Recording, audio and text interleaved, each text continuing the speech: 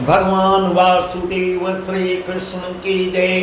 ओम नमो भगवते वासुदेवाय। ओम नमो भगवते वासुदेवाय। श्री कृष्ण गोविंद हरे मुरारी, हे नाथ नारायण वासुदेवाय। श्री कृष्ण गोविंद हरे मुरारी, हे नाथ नारायण वासुदेवाय। राधे कृष्ण राधे कृष्ण राधे कृष्ण राधे कृष्ण। द्वारकानाथ की जय, केशव की जय, माधव की जय, राधा रानी की जय। श्री सुखदेव जी राजा परीक्षित को भागवत कथा सुना रहे हैं, वही प्रसंग हम आपको सुना रहे हैं। और आज का प्रसंग है इक्ष्वाकु वंश में राजा नृप की कथा को सुना रहे हैं। इक्ष्वाकु वंश बहुत ही मशहूर है। इक्ष्वाकु वंश में, उसी वंश में भगवान राम भी पैदा हुए थे, उत्पन्न हुए थे। इक्ष्वाकु वंश में राजा दशरथ, रघु, अजित, लीप, कपिल, भगीरथ आदि सब इक्ष्वाकु वंश में ही उत्पन्न हुए थे। इस प्रकार सुखदेव जी कह रहे हैं, हे राजन, इक्ष्वाकु वंशी राजा नृग बहुत बड़े दानी, धर्मात्मा और साहसी थे। उसने अनगिनती गोदान किए, चाहे गंगा की बालू के कण, भादों के मेघ की बूंदें और आकाश के तारे गिन सकते हैं, परंतु राजा नृग की दान की गई गायें गिनती में नहीं है। कितनी अनगिनत, तारों को गिन सकते हैं, बालू के कणों को गिन सकते हैं, परंतु राजा नृग ने कितनी गायों का दान किया है उसका वर्णन नहीं किया जा सकता। ऐसा सुखदेव जी राजा परीक्षित से कह रहे हैं। ओ इस प्रकार, हे राजन, ऐसा ज्ञानी महादानी राजा घोड़े अधर्म से गिरगिट हो अंधे कुएं में रहा है। इस प्रकार बहुत सुंदर प्रसंग है, बहुत सुंदर। ऐसा ज्ञानी और महादानी राजा थोड़े अधर्म से, इस प्रकार थोड़ा सा ही अधर्म कहीं हो गया होगा, उससे वह गिरगिट हो जाते हैं और अंधेरी कुआं में रहते हैं। उसे कृष्ण संदेह भगवान श्री कृष्ण ने मोक्ष प्रदान किया है। वही कथा हम आपको सुना रहे हैं। हे राजन, ध्यान लगा के सुनिए। इस प्रकार कह रहे हैं, हे राजन, पर तब जब ऐसा प्रश्न ऐसा कहते हैं, तब राजा परीक्षित ने पूछा, महाराज, ऐसा धर्मात्मा दानी राजा कौन सा पाप किया है जिसके कारण वह गिरगिट और अंधे कुएं में रहा है? उसको भी सुनने में आश्चर्य मुझको लग रहा है और उसको, उस कथा को मुझे विस्तार से सुनाइए। इस प्रकार भगवान वासुदेव श्री कृष्ण ने उनको कैसे तारा। तब सुखदेव जी कह रहे, महाराजन, आप मन लगा के सुनिए, मैं ज्यों की त्यों सब कथा सुनाता हूँ कि राजा नृग तो नित्य प्रतिदिन गोदान ही किया करते थे, पर एक दिन प्रातः ही न्याय संध्या पूजा करके सहस्रधौली, धूमरी, काली, पीली, कंवरी गौ मंगवाते हैं और रूप के खुर, सोने के सींग, तांबे की पीठ समेत पाठंबर उड़ा के, इस प्रकार ऐसे ऐसे संकल्प करके दान दिया करते थे और उनके ऊपर बहुत सा अन्न धन ब्राह्मणों को देते थे।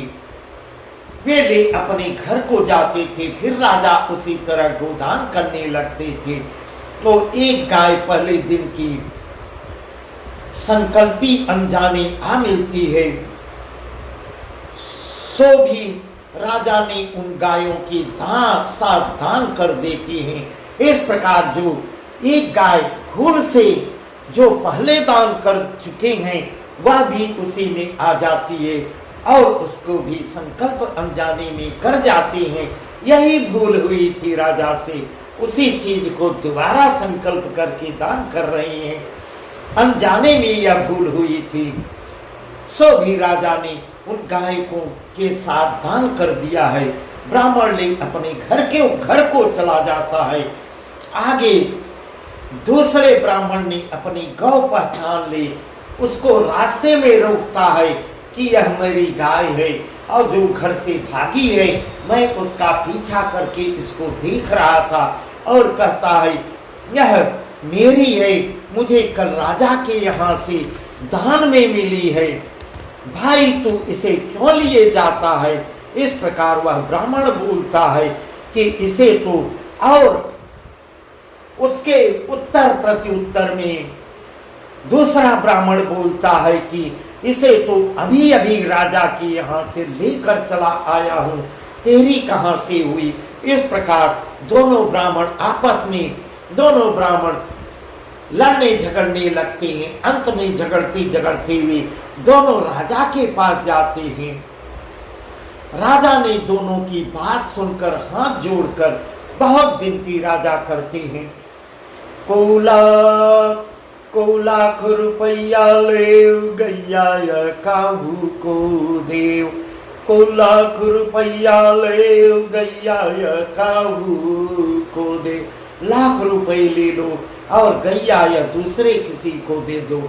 इतनी बात के सुनते ही झगड़ालू ब्राह्मण जो ज्यादा क्रोधी था, ज्यादा क्रोध करता है, कहता है कि महाराज गाय हमने स्वस्ति बोल के ली है, हमने दान लिया, दान पाया है, गाय हमने स्वस्ति बोल के ली है, 100 करोड़ रुपए पाने से भी हम नहीं देंगे, यह तो हमारे प्राण के साथ है।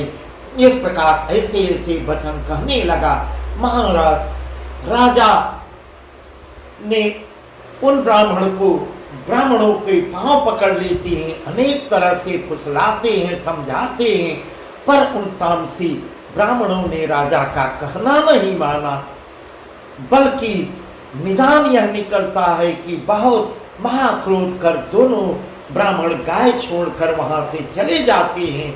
ब्राह्मणों के जाते ही पहले तो राजा नृग बहुत ही उदास हो जाते हैं, मन ही मन कहने लगते हैं कि यह तो मुझसे बहुत बड़ा अधर्म हो गया है। पश्चाताप करने लगते हैं, मुझसे अनजाने में ऐसा हुआ कैसे, सो कैसे छूटेगा, इसका प्रायश्चित करना पड़ेगा और इसका पाप मुझे भुगतना पड़ेगा। ऐसे मन में सोचते हैं। फिर बाद में बहुत दान पुण्य करने लगते हैं और काफी दिन बीत जाने पर एक दिन राजा नृग काल के बस होकर मर जाते हैं। उन्हें यम के गण धर्मराज के पास ले जाते हैं।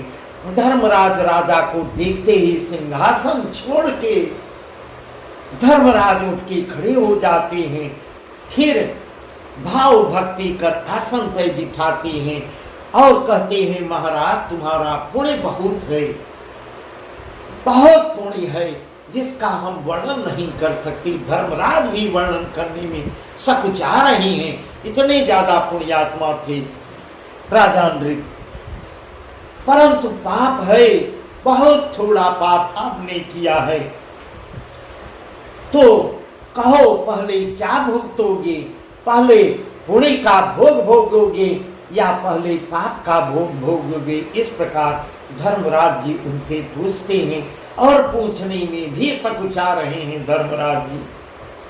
सुन नृग कहत जोरी कर हाथ, मेरी धर्म टरो जनिना, मेरो धर्म टरो जनिना, पहले मैं भुगतो गोपाल, तन धरी के सयो संता, तन धरी के सयो संता। इस प्रकार राजा नृग कहते हैं हे धर्मराज जी, पहले तो मैं मुझसे जो अनजान में जो दान की हुई गाय फिर दान किया है, उसी पाप को आप गिरगिट हो।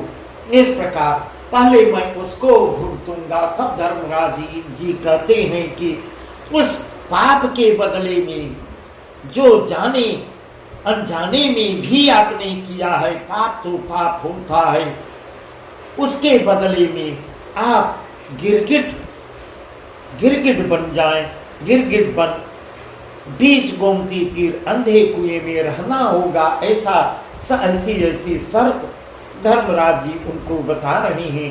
जब द्वापर में बहुत दिन तक आपको रहना होगा और जब द्वापर के अंत में श्री कृष्ण अवतार लेंगे तब तुम्हें वही मोक्ष देंगे।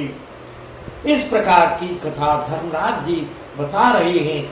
और इतना कर धर्मराज चुप हो जाते हैं, शांत हो जाते हैं और राजा नृग उसी समय गिरगिट हो अंधे कुएं में जा गिरते हैं।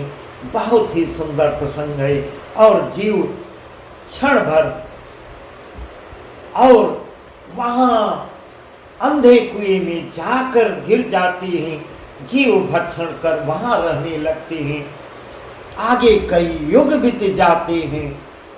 कई युग बीते बीते द्वापर के अंत में श्री कृष्ण ने अवतार लिया है। और ब्रज लीला कर जब द्वारिका को जाते हैं, उनके बेटे पोते हो जाते हैं।